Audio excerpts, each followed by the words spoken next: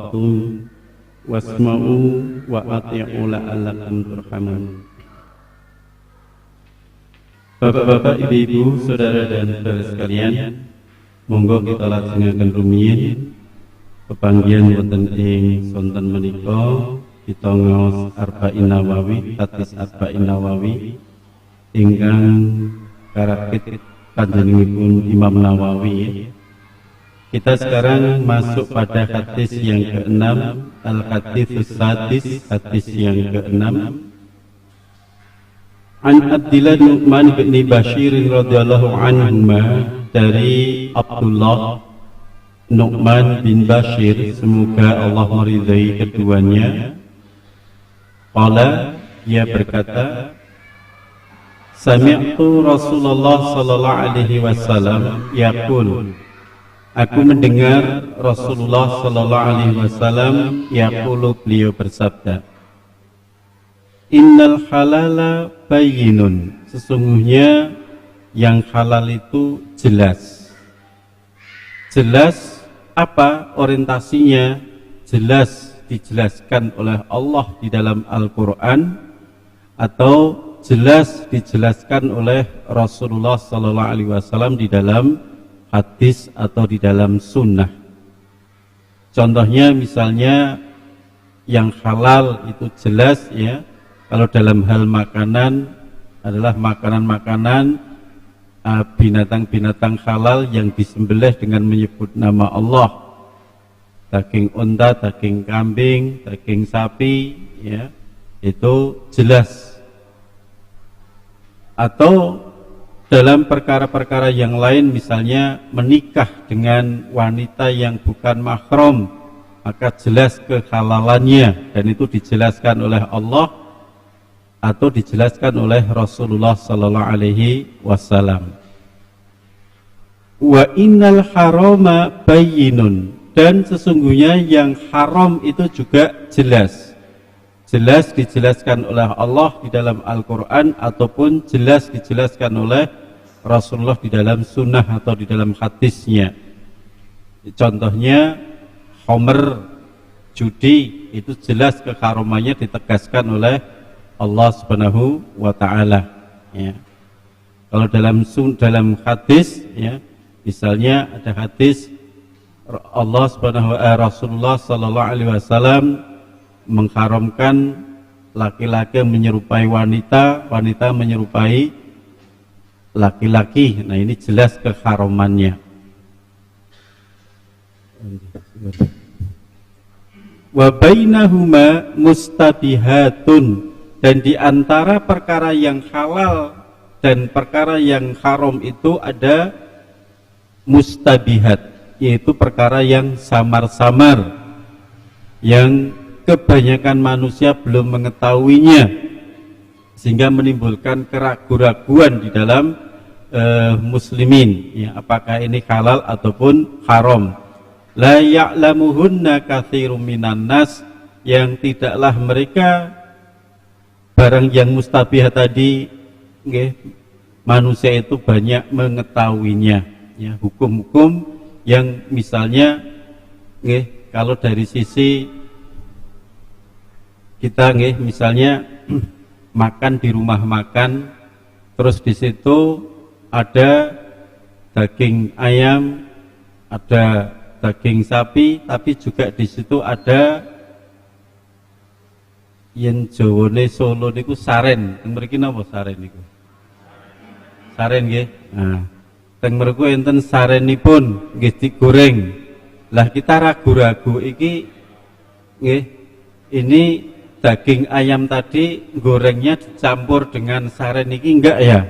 Lah, ragu-ragu yang semacam itu yang kita tidak mengetahui hukumnya, gitu nggih. Atau bentuk-bentuk keraguan-raguan yang lainnya, misalnya pas sholat kita ini ragu-ragu ki ngentut apa ora ya, ngentut apa ora ya, lah menimbulkan keraguan-raguan. Maka dalam perkara ini, Bapak Ibu dan saudara-saudara sekalian, ulama membagi ragu-ragu itu dibagi menjadi 3. Ragu-ragu yang hukumnya itu halal, maka kita nggih, kita boleh untuk atau gini, ragu-ragu yang dua dari setan dan yang satu dari pancaran keimanan ya. Jadi ragu-ragu yang dua dari setan, yang satu ragu-ragu dari pancaran keimanan. Yang dua dari setan apa? Ragu-ragu untuk berbuat baik. Nah ini jelas keraguan yang ditimbulkan dari setan. Mau sholat ragu-ragu, engko tiwas sholat surga ranek gitu nggih. Nah, mubadzir no sholatku gitu nggih. Nah ini ragu-ragu yang datangnya dari setan. Mau tindak ke masjid ragu-ragu. Masjid ngumah, masjid ngumah, masjid ngumah. Ngenteni tekek niku nggih. Tekek masjid, tekek ngumah. Nah ini ragu-ragu dari setan. Mau ngaji ragu-ragu. Nah, ragu-ragu yang semacam ini harus kita lawan karena ini dari setan. Kemudian yang kedua adalah juga dari setan. Contohnya ragu-ragu ketika kita ini pas sholat, kita kentut atau tidak ya. Nah maka Nabi paring pangandikan menyuruh kita, jangan membatalkan sholat kamu ketika kamu ada keraguan semacam itu sebelum mendengarkan suaranya atau mendapatkan baunya. Nah, itu, karena itu juga ragu-ragu dari setan. Setan akan mengganggu kualitas kekusukan sholat kita. Nah, yang kita mendengar suaranya atau mendapatkan baunya atau kita terasa betul kita itu kentut, ya kita baru membatalkannya. Kemudian yang ketiga adalah ragu-ragu yang berasal dari kualitas pancaran keimanan. Nah ini yang ragu-ragu yang harus kita tinggalkan. Ada hadis yang lain, tak ma yuri buka ila mala yuri buka. Tinggalkan apa-apa yang meragukanmu menuju kepada apa yang tidak meragukanmu. Ya tadi yang ragu-ragu yang dari yang nomor 3 tadi, yaitu merupakan pancaran keimanan. Contohnya tadi saya contohkan makan di warung, di situ ada macam-macam daging, tapi juga ada sarennya yang juga digoreng di situ. Wah ini jangan-jangan tadi dagingnya juga digoreng berbarengan dengan sarennya tadi ini. Nah, akhirnya kita wis rasah mangan daging di situ aja lah. Kita makannya mengambilnya yang tidak goreng-gorengan kayak di situ. Nah, kita meninggalkan hal-hal yang semacam itu adalah lebih utama. Walaupun kita belum boleh atau tidak boleh mengatakan iki dagingnya jadi haram, tidak boleh. Karena kita juga tidak ada bukti yang mengharamkannya. Tapi karena kita punya sifat warok, punya sifat kehati-hatian, maka kita meninggalkan perkara-perkara yang ragu-ragu tadi. Nah, ini ragu-ragu yang semacam ini yang harus kita tinggalkan ya. Atau misalnya kita itu kayak Nabi Shallallahu Alaihi Wasallam. Nabi pernah berjalan dengan beberapa sahabat, kemudian Nabi mendapatkan satu kurma di jalan, kemudian Nabi mengambilnya, kemudian Nabi ngendiko di hadapan para sahabat, andai saya tidak takut bahwa kurma ini dari orang yang mau membayar zakat, fa'akal tuha, maka aku akan memakan kurma ini. Aku akan memakannya, gitu ya. Nah ini menunjukkan bahwa Nabi tidak tahu ini, jangan-jangan karena Nabi dan Ahlul Bait kan dilarang untuk makan dari hasil zakat, gitu ya. Maka Nabi khawatir jangan-jangan nanti ada orang yang mau membayar zakat mal, kemudian kurmanya jatuh diambil oleh Nabi, kemudian Nabi memakannya, berarti Nabi memakan barang yang haram untuk beliau.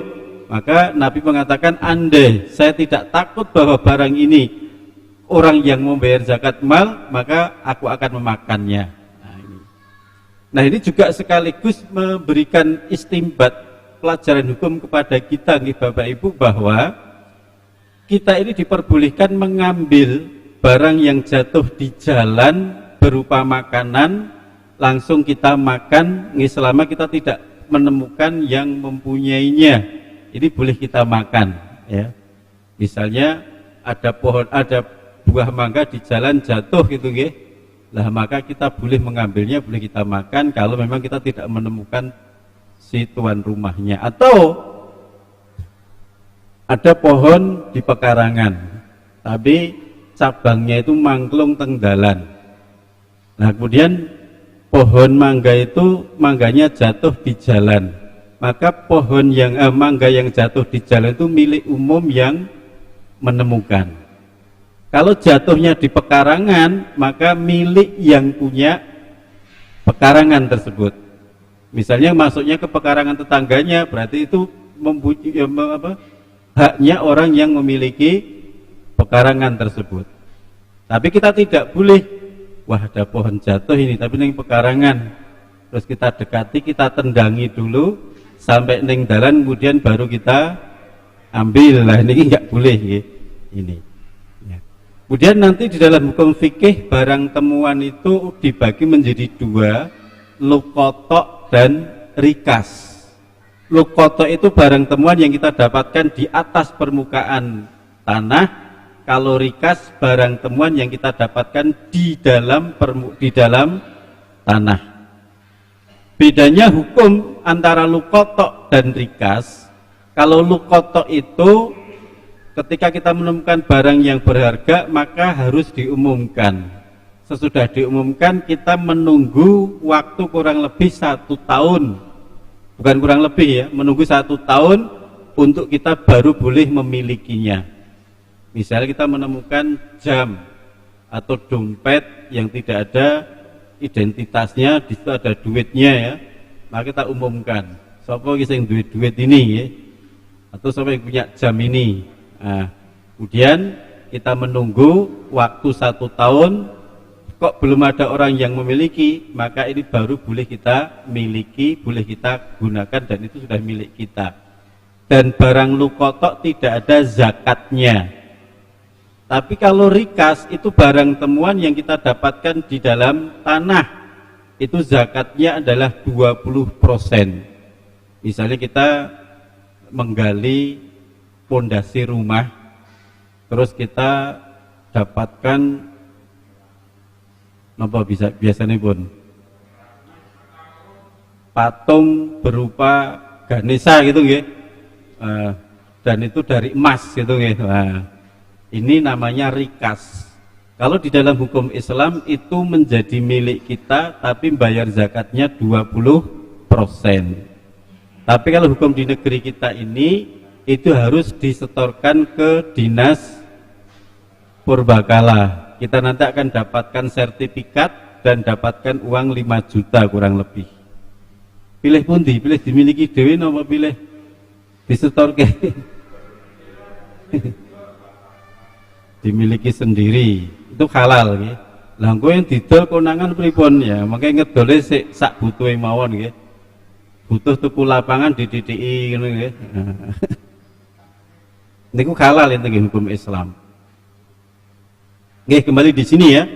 Jadi di antara barang-barang yang halal dan haram itu adalah mustabihat. Maka untuk kita Bapak Ibu, perkara-perkara yang kita ini belum tahu hukumnya, maka lebih baik kita meninggalkan lebih dulu sampai kita itu mengetahui perkara hukumnya. Kadang-kadang kita muncul pertanyaan, yen katak niku halal apa mboten, misalnya gitu ya. Atau yen tawon niku halal apa mboten, nah, macam-macam pertanyaan gitu ya. Nah, maka kalau kita memang belum tahu hukumnya, sementara kita tidak memakan dulu, itu akan lebih utama. Cacing halal apa mboten, bekecot halal apa mboten, nah itu ya. Kemudian saya lanjutkan, famanittaqa subhat faqad istabra ali dinihi wa irdihi. Maka barang siapa yang menjaga diri dari perkara subhat, faqad, maka sungguh dia istabro'a, dia telah berlepas lidinihi, untuk agamanya, wa irdihi, dan untuk kehormatannya. Artinya siapa yang menjaga perkara-perkara yang meragukan, maka akan terpelihara agama dan kehormatannya. Dan ini mafhum mukhalafahnya, bahwa orang yang membiasakan diri di dalam menikmati atau melakukan perkara-perkara yang subhat, maka nanti akan gampang rusak, akan mudah rusak di dalam dia agamanya dan kehormatannya.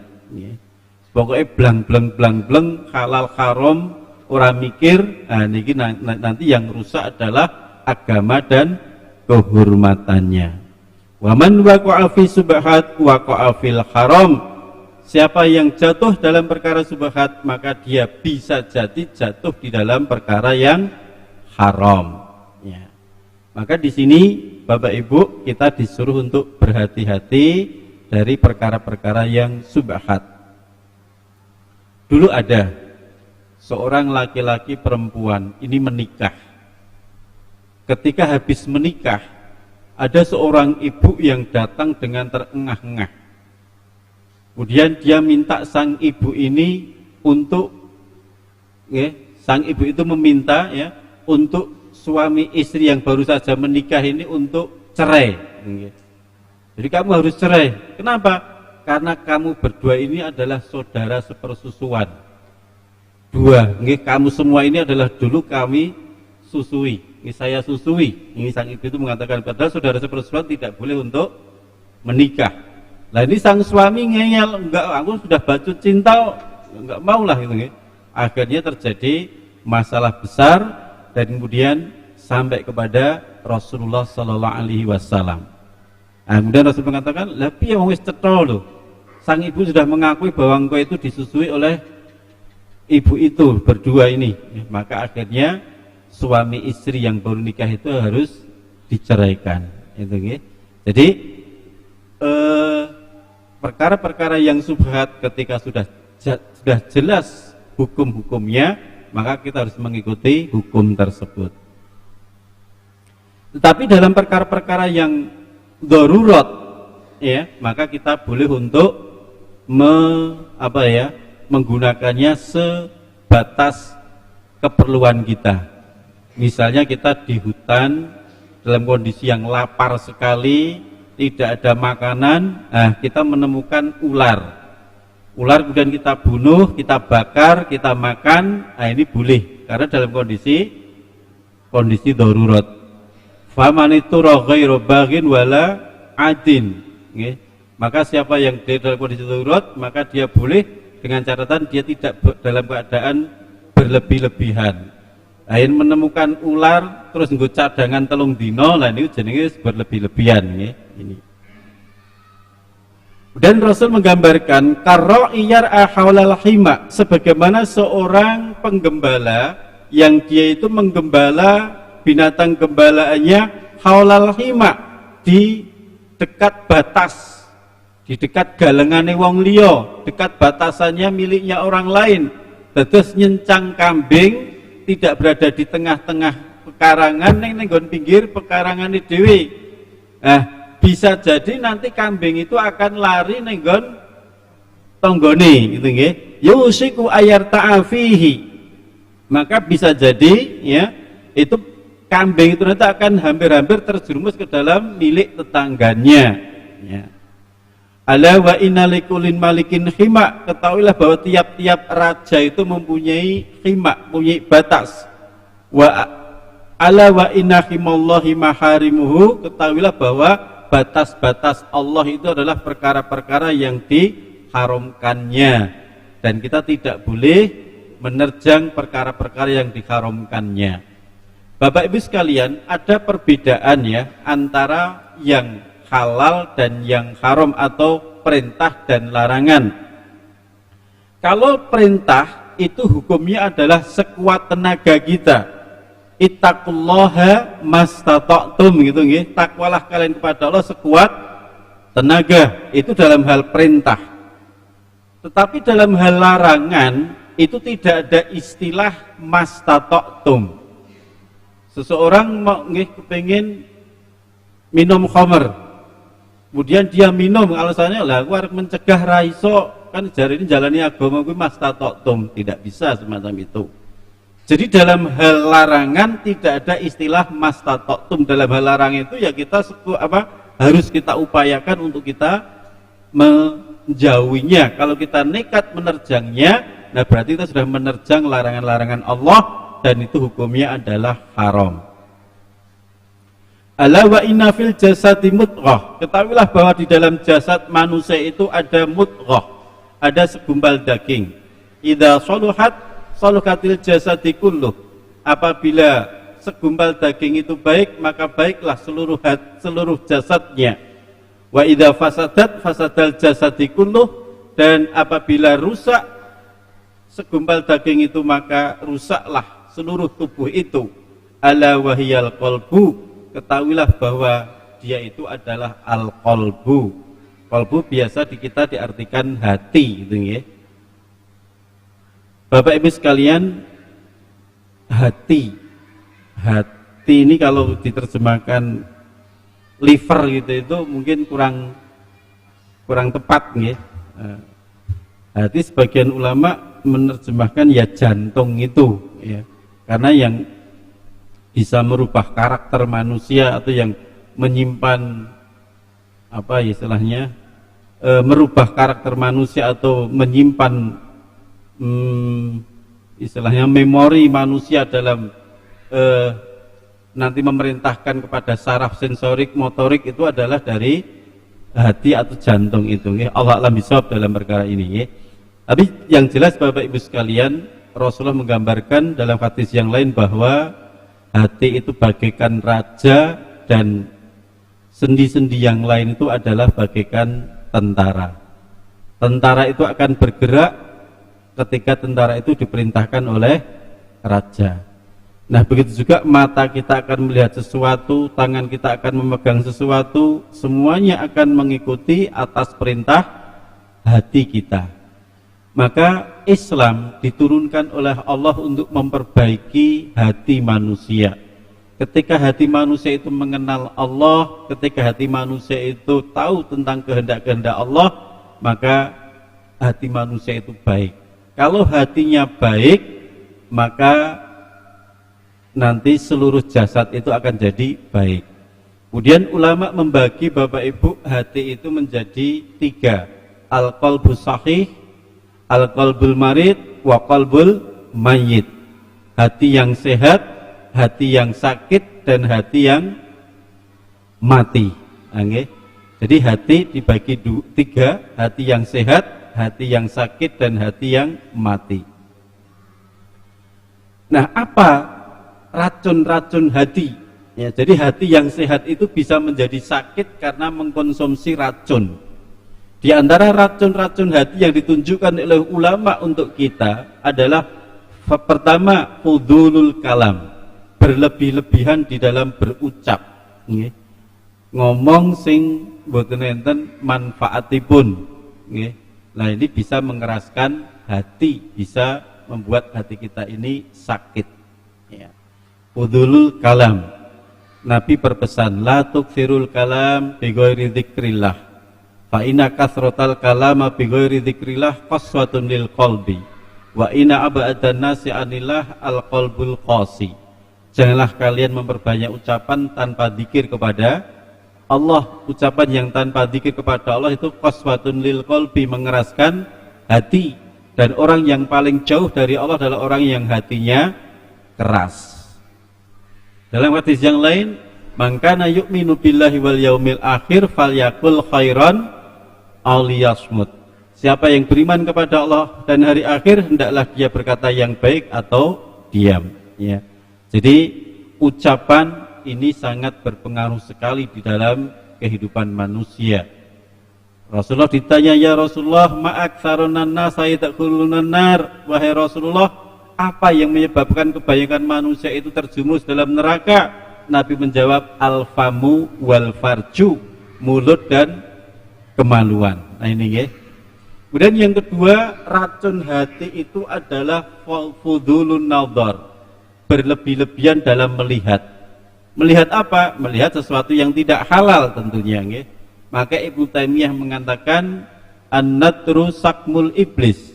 Pandangan itu adalah panahnya iblis, ya. Jadi memandang sesuatu yang tidak halal, membekas neng ati, wah ini ngilai angel banget. Sering gitu itu angel banget, ya. Maka kita disuruh untuk ghaddul basar, tundukkan pandangan. Dan yang ketiga, fudhulut ta'am, berlebih-lebihan di dalam makan ini juga menyebabkan hati kita ini bisa sakit. Berlebihan makan ya bisa jadi sayur enak ngoten ra mandek-mandek, atau dalam model apa nggih? Gayanya nggih. Kepengin sate kelinci, enek-ening Tawang Mangu mriko nggih. Saking Jogja tindak Tawangmangu kepengin dahar sate kelinci. Nah, bar niku mantuk mulih teng Jogja. Lah ini juga masuk dalam kategori israf ya. Dan yang keempat adalah fudulul mukhalatah, berlebih-lebihan di dalam bergaul. Itu juga bisa mengeraskan hati kita, hati kita ini bisa sakit. Nah, kemudian selain ada racun, tapi ada obat hati agar hati kita ini bisa sembuh dari penyakit. Pertama, zikrullah. Kita itu sering berzikir kepada Allah, itu hati kita ini bisa hidup, bisa sehat. Ala bidzikrillah tatmainnul qulub. Ketahuilah dengan zikir kepada Allah itu menenangkan hati. Ibnu Taimiyah mengatakan adzikru lil qalbi kalma ilis samak. Zikir untuk hati itu bagaikan air untuk ikan ya. Maka untuk itu Bapak Ibu sekalian nggih, monggo kita banyak mohon kepada Allah agar hati kita ini senantiasa dibersihkan oleh Allah Subhanahu wa taala dari keburukan-keburukan diri yang ada di dalam diri kita nggih. Penyakit-penyakit hati, sombong, hasad, tamak, kemudian malas, kemudian riya, dolim, itu adalah penyakit-penyakit hati yang hendaknya tidak ada dalam diri kita. Ada satu hadis gini, khoslatani la yajtami'ani fi mu'minin. Ada dua sifat yang tidak boleh ada di dalam diri seorang mukmin. Al-bukhlu wa su'ul khuluq, yaitu bakhil dan buruknya akhlak. Nah ini. Kemudian Bapak Ibu sekalian, kita lihat di sini pelajaran yang dapat diambil. Satu, termasuk sifat warok. Warok niku ngati-ati ya, adalah meninggalkan perkara-perkara yang subhat. Subhat yang bukan pertama dan yang kedua tadi ya, tapi subhat yang ketiga, yaitu yang kita belum tahu tentang halal dan haramnya. Dua, banyak melakukan subhat akan mengantarkan seseorang kepada perbuatan haram. Jadi kalau orang itu sudah membiasakan diri melakukan atau mengkonsumsi barang-barang yang meragukan, dia akan mudah untuk jatuh di dalam perkara yang haram. Tiga, menjauhkan perbuatan dosa kecil karena hal tersebut dapat menyeret seseorang kepada perbuatan dosa besar. Jadi ada kaidah gini, syai'un muttabi'un bi syai'in, sesuatu itu akan mengikuti sesuatu berikutnya ya. Jadi kalau kita itu melakukan perbuatan dosa kecil, terus nanti akan menggelinding, akhirnya jadi melakukan dosa besar. Makanya dalam zina itu, dalam larangan Allah bukan la taf'alu zina, tapi la taqrabuz zina. Jangan engkau mendekati zina. Artinya jangan engkau mendekati hal-hal yang menyebabkan orang itu berbuat zina. Gojekan karo bojone tangga terus gitu nggih. Nah, misalnya gitu nggih. WA-an karo bojone tangga atau WA-an karo kanca SMA. Nah, nggih.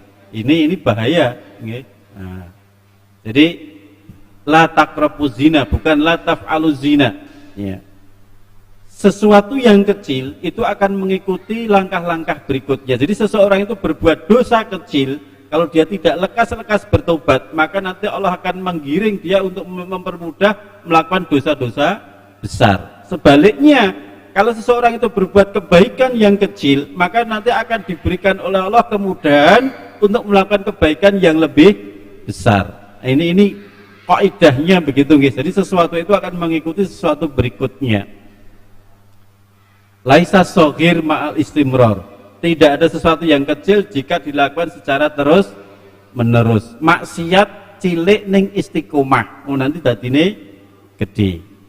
Walaisal kabir ma'al istighfar, dan tidak ada dosa besar jika mengikutinya dengan beristighfar, artinya minta ampun.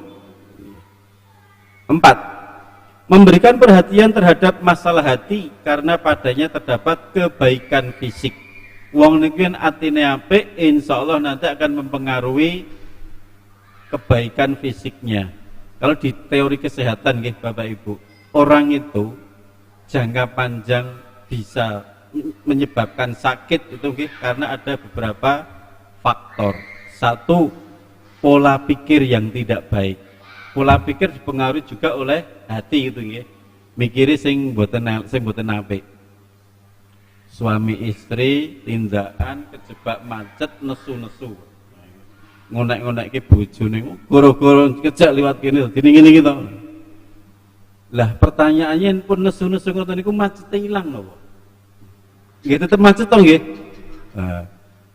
Tetep macet ning ati nambah judeg, marake penyakit fisik nanti. Nah mending wis maca Al-Fatihah wong loro bareng gitu nggih.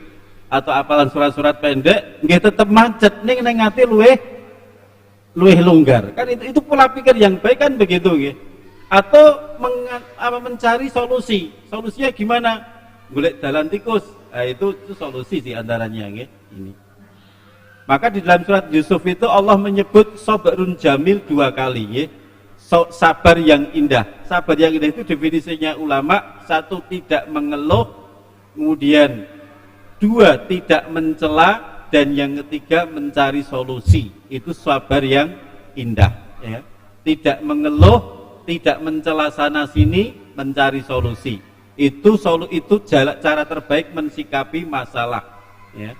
Kembali pada tadi, pola pikir yang tidak baik menyebabkan jangka panjang sakit. Kemudian yang kedua adalah pola hidup yang tidak baik. Cik nom-nom wah angger jam 12 bengi bar badminton ngoten ngombe es teh langsung 3 gelas. Bar niku ngadang-ngadang teng lantai kipas angin papat di wadhepke teng ngene badane piyambak ngoten nggih. Penak banget. Ha ning mungkin genep 10 tahun ngoten niku. Wah, badane mudah sakit nanti nggih ini. Dan yang ketiga, pola makan yang tidak baik ya. Pola makan yang tidak baik itu juga akan menyebabkan gampang sakit. Makanya monggo ini terutama nyun sewu bapak-bapak ibu-ibu sing sampun yuswa 50 tahun ke atas, jaga pola hidup, jaga pola pikir, jaga pola makan. Yen saged kula tambahi melih nomor sekawan, ampun kakean pola nggih. Ampun kakean pola. Pola makan yang tidak baik, pola pikir yang tidak baik, pola hidup yang tidak baik, ampun kakean pola. Atau istilahnya niko yen piantun Wonosari napa nika gaplek peringkilan. Napa nika? Wis tuwek pedah kilan kakean pola nggih. Nggih. 5 baiknya amal perbuatan badan merupakan tanda baiknya hati ya. Jadi ada peribahasa al-qalbu kal mir'ah. Hati itu bagaikan cermin. 6 bermudah-mudah dalam perkara sebahat akan menjadikan keburukan pada agama dan kehormatannya. Nanti agamanya akan rusak, kehormatannya pun juga akan rusak. 7 pertanda ketakwaan seseorang jika dia meninggalkan perkara-perkara yang diperbolehkan karena khawatir akan terjerumus kepada hal-hal yang diharamkan. Ini namanya warok ya. Contohnya tadi kita makan di warung ada macam-macam gorengan, tapi di situ ada sarenya yang juga digoreng di situ. Nah, kita ngati-hati. Tapi kita tidak mengatakan di situ itu gorengannya haram, dagingnya haram ya. Karena di situ ada sare yang tidak mengatakan begitu. Tapi kita berhati-hati, mending tidak makan gorengan atau daging-daging yang ada di situ, itu akan lebih baik. 8 menutup pintu terhadap peluang-peluang perbuatan haram serta haramnya sarana dan cara ke arah sana.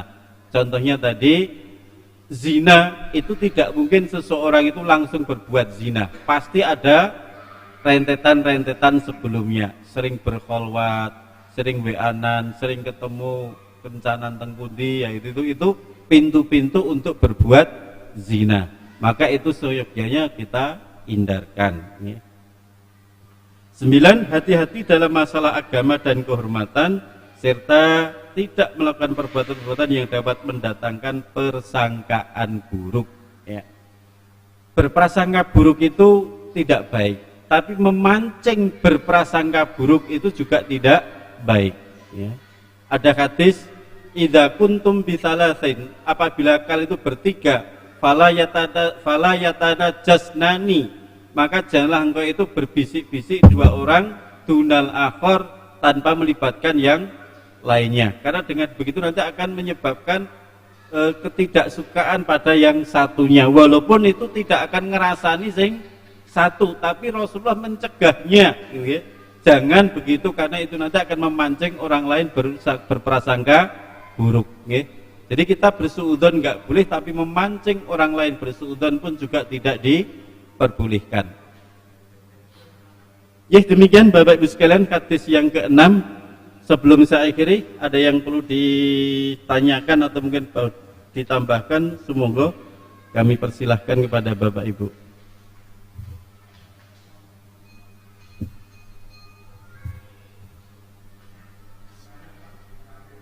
Oh, semoga Bapak.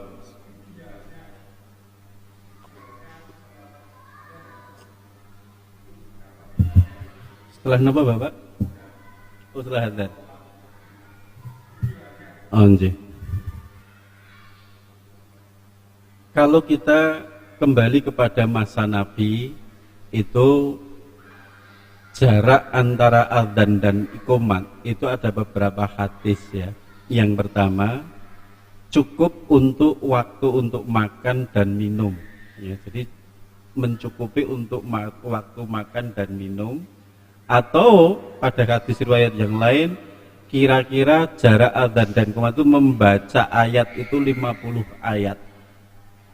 50 ayat bukan kok terus Al-Baqarah, mboten nggih, ayat-ayat yang pendek di juz amma itu kurang lebih ya 50 ayat lah itu nggih. Atau yang ketiga, cukup ketika seseorang itu mandi buang hajat, ya, itu waktunya cukup. Itu jarak antara adzan dan qomat. Dan atau pada hadis yang lain, Nabi itu memerintahkan kepada Bilal, ya Bilal, janganlah engkau berdiri. Maksudnya jangan engkau berdiri itu janganlah engkau mengqomati sebelum engkau melihat aku, gitu, ya. Maksudnya begini. Jadi qomat itu diqomati ketika imam itu masuk masjid. Nah itu kalau di masa Nabi loh ya. Makanya untuk Nabi itu nggak pernah sholat sunnah di masjid, itu nggak pernah, sholat sunnahnya di rumah. Jadi Nabi masuk masjid itu langsung qomat begitu ya. Ini bukan berarti kok imam dilarang sholat tenggen masjid, betul nggih? Ini itu di masa Nabi begitu. Dan praktek-praktek semacam ini masih dijaga betul oleh di kalangan pondok-pondok pesantren nggih. Di kiai di pondok-pondok pesantren itu jadi ketika kiainya masuk langsung qomat gitu nggih. Jadi hitungannya ini bukan hitungan menit tapi hitungan kiainya masuk. Di masa Nabi juga begitu, apalagi dulu di masa Nabi belum ada jam digital nggih. Gitu nggih. Bahkan ada riwayat Nabi itu pernah masuk masjid itu sudah pada tidur dengan duduk di sop-sopnya, karena Nabi masuknya itu kurang lebih jam 10 malam, dan itu ditunggu oleh para sahabat, ditunggu jam 10 malam baru ya adzannya isya ya, kalau kita jam 7 lah, jam 10 baru Nabi masuk, ditunggu oleh para sahabat. Nah ini kita mungkin langsung sesuk enek rapat imamnya ganti kan gitu gitu. Ya untuk kita gitu gitu. Tapi kelasnya sahabat tidak begitu. Nah sekarang bagaimana dengan kondisi yang kontemporer sekarang ini ya? Bapak Ibu sekalian, ini kalau tadi dikasih menit tadi monggo itu disikapi kurang lebih makan napa nggih? Makan sampai habis, mboten keseso, tapi ora imbuh ping 3 ya. Nggih. Pokoknya secukupnya makan minum, itu kurang lebih berapa menit monggo nggih. Kurang lebih antara 10 sampai 15 menit misalnya begitu nggih. Nah, itu pun juga tidak semua waktu, terutama subuh kalau bisa agak perpanjang, itu akan lebih bijaksana. Nggih. Nah, apalagi sekarang sudah ada jam digital, itu disepakati bersama mawon sak jamaah musyawarah, disepakati bersama iki APEG yen luhur berapa menit, asar berapa menit, maghrib berapa menit, isya berapa menit, subuh berapa menit, itu dimusyawarahkan bersama. Ya. Nah, terus ini yang jadi masalah juga. Kalau ketika sudah mau qomat, kemudian ada orang yang masih sholat sunnah, bagaimana? Gitu, ya. Apakah kita harus menunggu sholat sunnahnya makmum tersebut?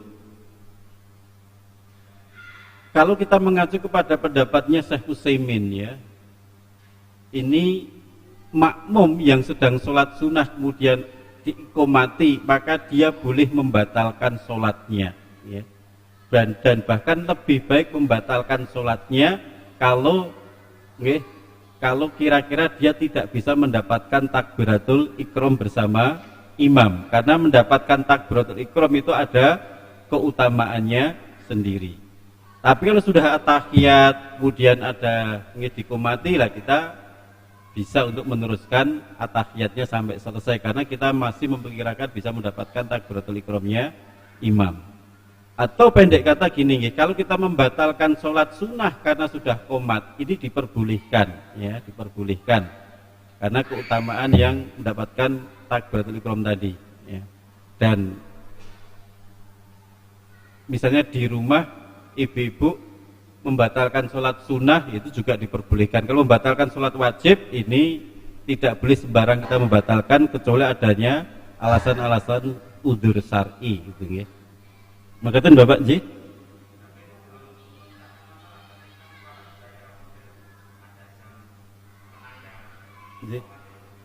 Nah, makanya kan tadi monggo musyawarah disepakati berapa. Ini kita, saya kira saya tidak tahu kondisi di sini, ya. Maka kurang bijaksana kalau saya 7 menit, 10 menit. Nah, ini monggo pertimbangannya begini, pertimbangan jarak jamaah yang di lingkungan ini kurang lebih berapa meter atau berapa kilometer, itu satu.